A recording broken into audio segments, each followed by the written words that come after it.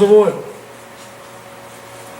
Now, that is such a big jump. To give you a sense of scale, in 1980, and this is something no liberal understands, in 1980 we had 30 billion barrels of reserve.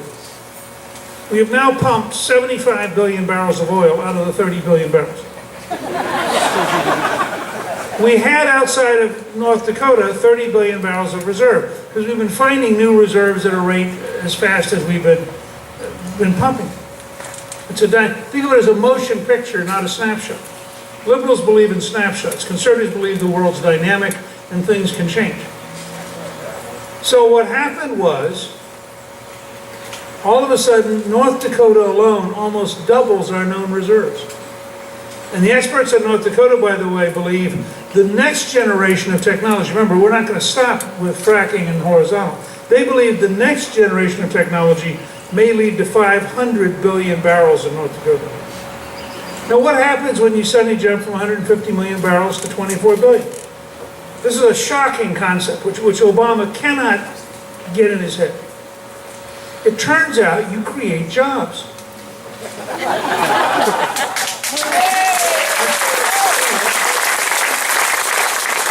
Now, we're beginning to create jobs at two levels. I'm going to get to the impact here, which is largely but not completely natural gas, because you're also starting to find oil here, which, by the way, should not be a great shock. The first oil well in the world is Titusville, Pennsylvania.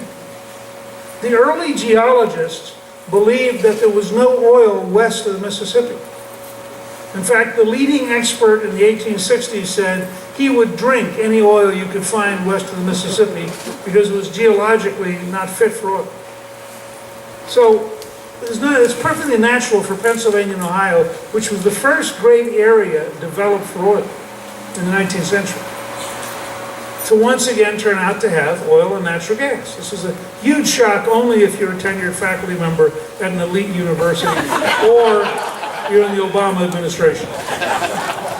So what's happened in North Dakota? They have lots of jobs. When you have lots of jobs, guess what's happened? People move in. They now have a crisis in housing, not because prices are too low, but because they don't have any housing. They have people who are living in their trucks. They don't have traffic jams on one, they have street towns that have one street. And they have a traffic jam in the morning because there are that many new people. And of course that leads to the great crisis that we need Washington planning to make sure that we have the appropriate amount of streets before we allow the people to come there. So if the left had its way, it would be totally screwed up. Instead, in a free enterprise model, people are sorting it out. Like they get up a little bit earlier at rush hour. They go to McDonald's earlier. They actually learn how to feed themselves. And a number of things going on that are quite remarkable and that don't involve government. Now, here's an example of the positive vision of a better future. They currently have 3.5% unemployment. Now, frankly, if we had 3.5% unemployment in the whole country, Obama would probably get reelected. So maybe it's a good thing he doesn't understand this. But that actually overstates their unemployment rate. They have 16,000 jobs they can't fill because the people who are currently unemployed don't have the right skills. So one of my proposals is that we modify unemployment compensation so in the future you have to sign up for a training program if you sign up for unemployment, so you actually learn something.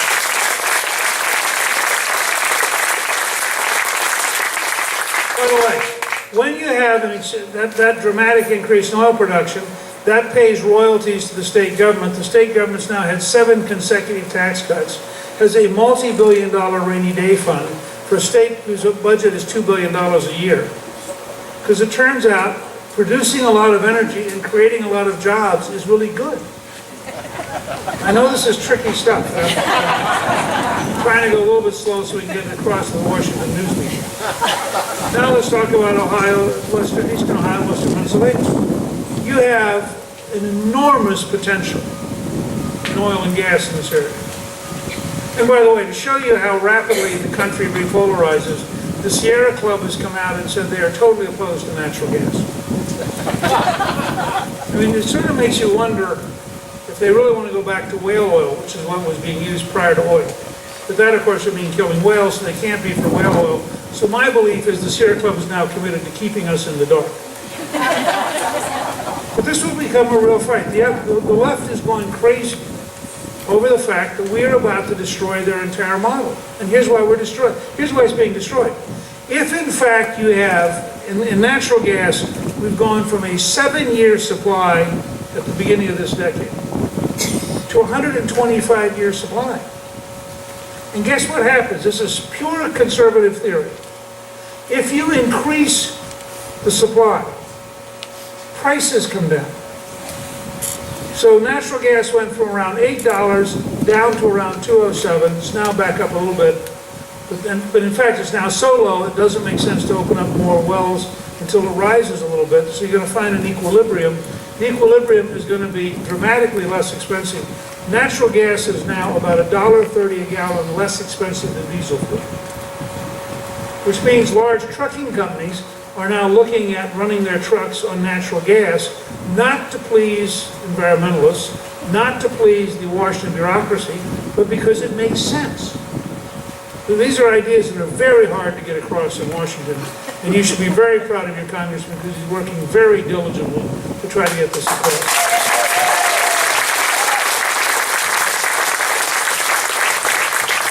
So in the tradition of going from the canal to the railroad to the automobile, which has been the tradition right here in this town, innovation is moving us to a point where the following is about to happen.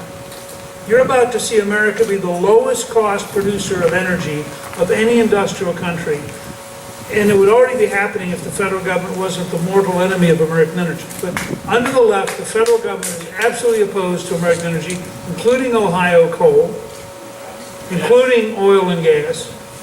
And so the result is, but here's what's going to happen. As we develop our energy sources, manufacturing is going to come back in America in a huge way. We will be the leading manufacturing country in the world at the end of this decade.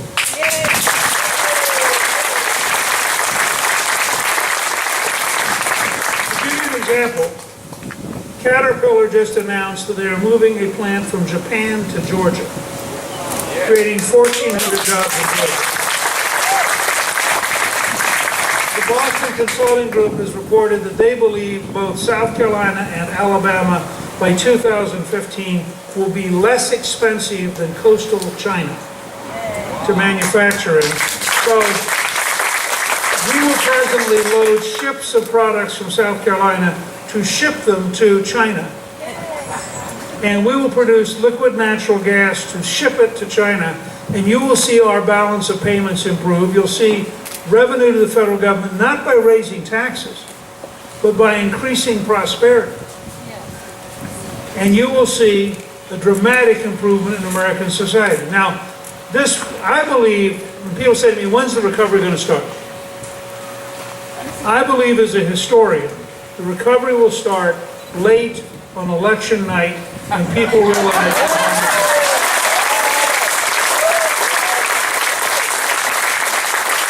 I don't think this is complicated.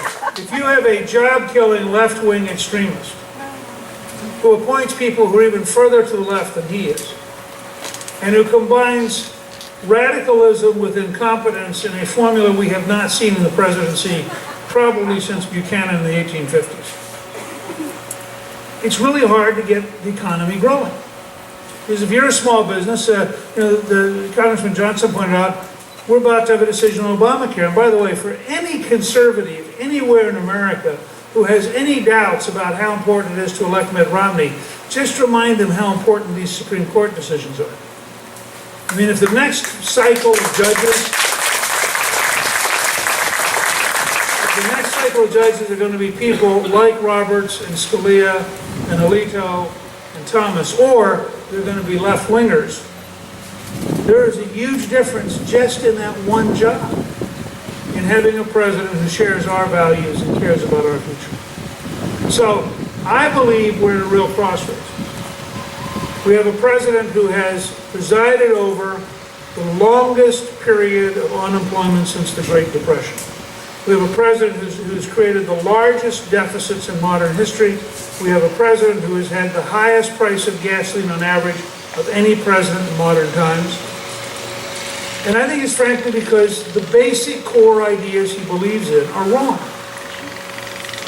And he doesn't get it. This is a country founded on the work ethic. This is a country founded on people's home.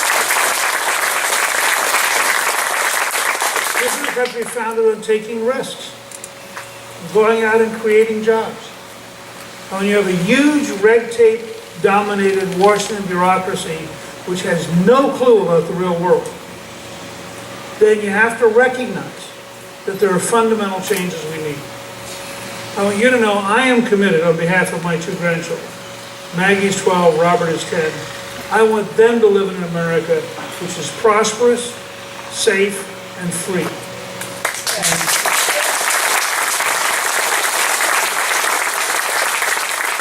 So I'm pledged to do everything I can from now to Election Day and everything I can after Election Day to take innovations, to take new ideas, and to bring them in and to get them done.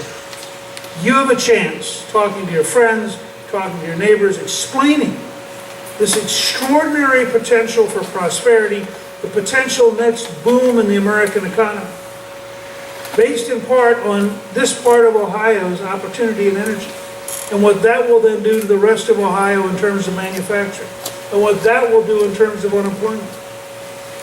And so you have a real chance over the next few weeks to convince your friends and neighbors. You've got Bill Johnson, a great member of Congress. We have to return. It's vital in terms of future freedom.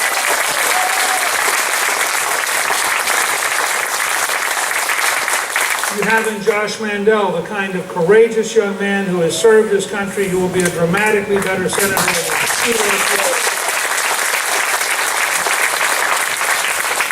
And you have in Governor Mitt Romney somebody who, unlike Obama, understands every single principle I just talked about and will work to apply all of them to get this country back on the right track. So together, I hope you're going to sweep the area, make sure we roll up a big vote with a big turnout.